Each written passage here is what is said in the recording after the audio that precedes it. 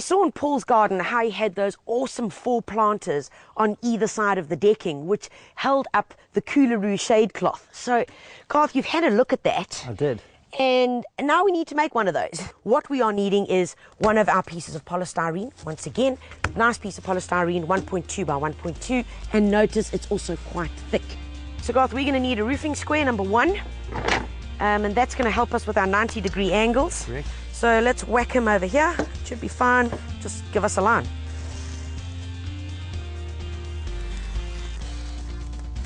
Cool. This is where we start measuring it. Okay. What did you say this is going to be, Garth? 500. 500. Okay, let's mark them off there for me, please. Excellent. And going up? 800. 850. 850. That's the one. Okay. Let's go over here. So we can make sure we've got the right distance. Okay, we're good to go. We've done all the measurements. So first up, let's take a Stanley knife and we are going to make a little incision. Garth, and you've got your faithful jigsaw. Yep. And away you go.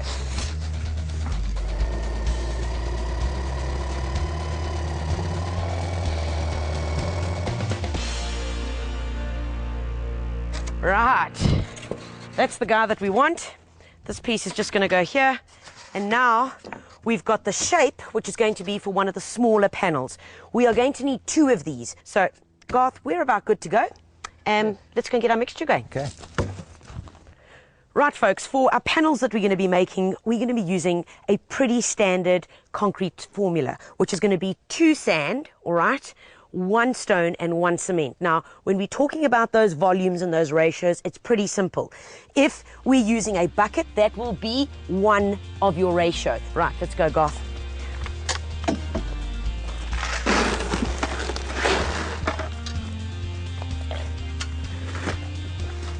Great stuff.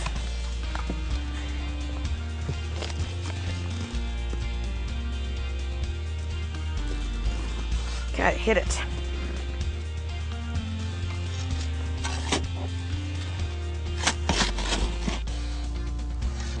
Okay, Garth. Yep, nicely mixed.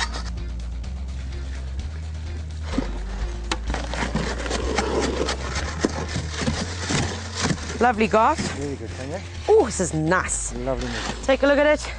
Nice and runny, folks, because we're going to be needing to fill that entire cavity that we've created. And of course, we still need to be able to make the little holes in the others, which is the bigger panel. So let's get back to our table.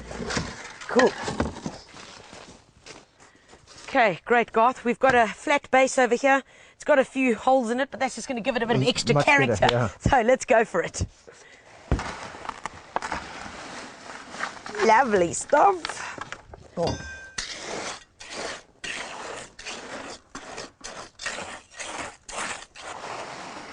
Lovely.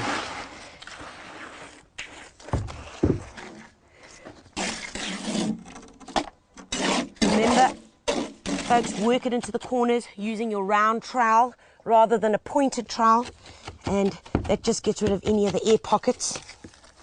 All right, we've smoothed it off nicely, and now we can literally finish off. Now, finishing off, you can either leave it with a rough look like this, because it all depends on what kind of finish you're wanting on the planter. You'll remember that Paul's planter had some textures on it, and the way he got those textures is by taking a trowel like that and then just lifting it up. So putting it in and then just lifting it up. So it almost looked like it had been chiseled out. Of course, another option that you can go for is just taking a dry brush. Let me just smooth this off, and taking just a dry brush and gently rolling that along there. And that as well can give you a certain desired finish if that's something that you're looking at. Leave it to dry. This is quite a thick piece, so it's going to need at least 4 to 5 days in order to dry. Remember, how do you know when it's dry? Well, then when it's changed color, when it goes to a grey look. When it's still green, it has a kind of fleck of green in it, okay, hold yourself back, go and have a cup of tea or do something else. Okay, Garth, this is the bigger panel that we're working on now. We've done the smaller panel. So we've already cut that out. It's good to go. Okay, and then these are the gadgets that are going to ultimately be the planters. That's great. And what have you used here, Garth? It's just a 110 millimeter PVC pipe Okay. cut on a 30-degree angle. All right, cool. And that we have placed so that we've got 1, 2, 3, 4, 5. We've got 5 of the holes which will ultimately end up being our cool planters. And the one thing that we do need to make sure of is that we make sure that they're not right up close. Do not put them here. That's even not good enough, because remember, the one panel needs to fit in here. Same mixture that we've used before. Exactly the same. And we go. And when you are doing this, folks, just always hold this one down until you just get a bit of your concrete around it, just to hold it in place as a starting point.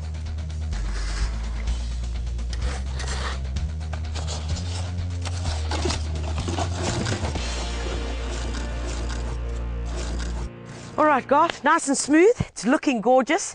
Now remember, folks, if you get a bit stressed out at this point that one of these little guys is a little too high, don't stress out, because when it's dried, and if you are a bit OCD, then all you can do is get a hacksaw and you can just cut it off, because it's going to be as hard as rocks and it'll be easy to work with.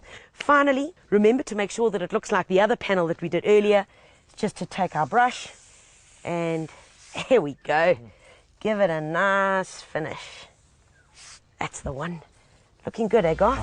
Very nice, Tanya. Okay, Bob's your uncle. All you need to do now, leave this to dry. It's going to take about 4 to 5 days. Pull this up, and remember, you've got to make another one, because right now you've only got 3 sides, and you need to make another one just like this. And so you're going to end up with 4 panels. When they dry, we're going to show you how to take them out and how to assemble the cool planter. So folks, our concrete planter is now ready to take out of the mold. And listen, you can hear it's nice and solid. What we're going to do is we're going to make an incision there, and a cut down there, and a cut down there. Here we go, Garth. Go there. Doing. And outie. Lovely. Woohoo, looking lovely, Garth. Very, very Nice, nice and solid. We're just going to take the other few pieces off, the 3 remaining sides, and then we're going to find a spot in the garden where this guy's going to live. Folks, so we've put our planter together in the space where we want it exactly in the garden. So pretty simple. One side over here, which has got the holes, the other side at the back, and then your 2 smaller edges, making sure that they're nice and snug to finish it off and just give that kind of blingy look that we want. We've bought some aluminium strips, aluminium kind of angle iron that you can get at your local hardware store, and that fits nicely on the lip so as to cover where your join is. So in other words, where your smaller part joins, we've just put that together. But right now, let's plant it up. First of all, what we've got to do is, because we've got these holes at the bottom here, we're going to fill in just with a bit of potting soil. Good handful or 2 of bone meal in there to nourish the soil. Okay, then level it out. And when it's level, you'll see the soil level is level with our first hole. This is when you start planting. So now we've got to choose some plants to put in here. And I've got quite a nice selection, a little smorgasbord of bits and pieces. This is a campanula. By nature, it's a trailing plant, so it's going to be just fantastic here. The thing is, you've got 2 options here. One, you could just put it in with the pot like that, all right? And it'll be fine. It will live okay. But you know what? A plant in a little container like this is not going to get enough moisture. You're going to battle to water it, and your longevity out of it is really not going to be worth it. So personally, I would really honestly take the plant out, and you're just going to pop it into the hole here. There we go. Pop it in there, and then I'm going to do the bottom one. Now for this one, I'm going to use a grass because I want a bit of a mixture. Don't waste any of the soil. Take it out here, loosen it up, take the little guy again, and we're going to pop it in through here. Once we've planted up this side, I'm going to do the same on the reverse, and then we're going to fill up with soil up to the next level. Same procedures before. We've got the soil up to this level. Now we know that these guys are planted. They've got soil all around them.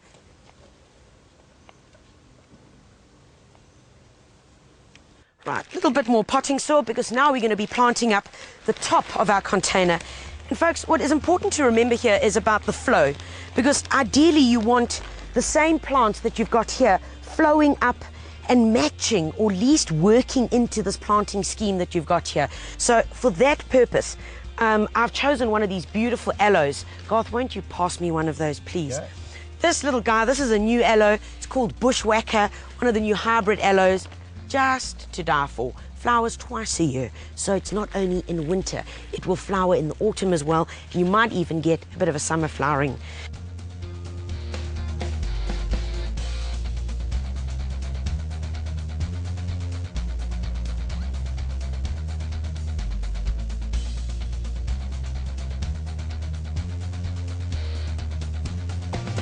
There we go.